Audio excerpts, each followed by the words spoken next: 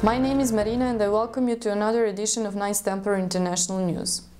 Last week I told you about the sinister people who fund Tommy Robinson and the so-called counter-jihad movement. We looked at what the Shillman Fellow caption on his videos really means, and we learned that he is part of a huge and well-funded Zionist propaganda operation. So now I'm going to tell you what they are up to and why. Robinson's close association with Zionist extremists goes beyond Britain and Canada. Last year he was invited to visit Israel by another well-connected Zionist propagandist, Brian Thomas. Blogging under the name Brian of London, Thomas is leading member of the massive Zionist operation to flood social media with pro-Israeli propaganda. Brian can be seen in this photo posted on Twitter by Israeli army spokesperson Barak Raz. Robinson's host is shown standing between Raz on the right and the Jewish agency's social media propagandist Avi Meir. This appears to be more than just a fleeting meeting, as Meir, himself a former Israeli army spokesperson, has tweeted about meeting with Brian of London in February as well. It was Brian Thomas who posted this photo of Robinson smiling as he holds an automatic rifle while standing on an Israeli tank in the occupied Golan Heights. No ordinary Israeli citizen would be allowed to take a British guest into a military zone and to photograph him standing on an Israeli tank. This fact supports the claim by Arab activists that Brian's blogging operation is closely linked to Israeli military intelligence. I will end this broadcast by addressing a point that might have crossed the mind of any viewer who has fallen for the Zionist propaganda about brave little Israel supposedly being our only ally against terrorism.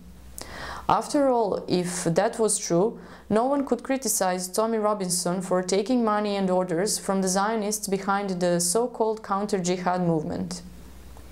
But of course it is not true. As we have already seen, it was the neocon Zionist elite who deliberately pushed America and her NATO allies into war in Iraq and Libya. And it was those Zionist wars that destroyed those countries' secular governments and so opened the door for Al-Qaeda and ISIS. The same people were behind Obama's policy of arming Islamist rebels in Syria, and Israel itself has sided with the Islamist terrorists against Syria's moderate, anti-Islamist and pro-Christian government for the whole of the civil war. Thousands of injured Al-Qaeda and ISIS fighters have been treated in Israeli military hospitals, while Israeli jets have repeatedly bombed Syrian forces fighting ISIS and Al-Qaeda terrorists. As for the threat of Islamization in the West, Zionist lobby groups have for years been among the biggest promoters of mass Muslim immigration in every Western country. And even now they have decided to oppose Muslim migrants. They are still noisy supporters of the project to destroy the identity of the West through mass immigration by other groups.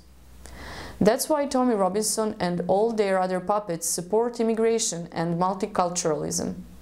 They paymasters want to see us replaced in our own countries. As for the Muslims already in the West, the Zionist and US deep state aim is not to defuse the time bomb they did so much to create, but to wind up tensions between Islam and the rest of us. Why? There are two main reasons. First, elites always use the tactics of divide and rule to keep the peasants under control. While we are fighting each other, they can go on looting the world through globalization. And second, the Zionists need Islamist terror in the West to frighten ordinary, decent, assimilated Jews into packing up and moving to Israel.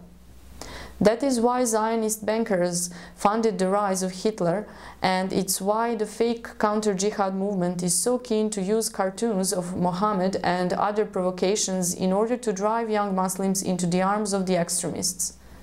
And they don't just want violence on our street.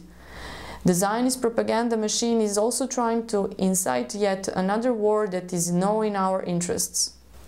Because they want a war against Iran and Hezbollah, whose fighters have played a bigger part than anyone other than the Syrian army and Russian Air Force in crushing jihadis and protecting Christians in Syria. Those brave men and women are the West's natural allies in the real war on terror, but they oppose the Zionist push for a greater Israel on stolen Arab land, so the Zionists want to see them destroyed. Which can only be done with a war, a big war, for which they want your sons, your daughters and your taxes. And to get Western support for their planned war on Syria and Iran, they spread the lie that Islamist terror comes from Iran, when in truth it comes exclusively from the Sunni ally of Israel and the US deep state, Saudi Arabia. Once again, they are trying to push us to take the wrong side in a war that has nothing to do with us. So Tommy Robinson taking money to be a Zionist shill is not a laughing matter. It is deadly serious, an act of treason against the British people, everything as bad as the treachery of the UK political elite who dragged Britain into war on the wrong side in Iraq and Libya.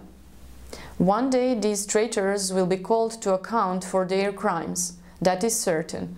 Deus vult.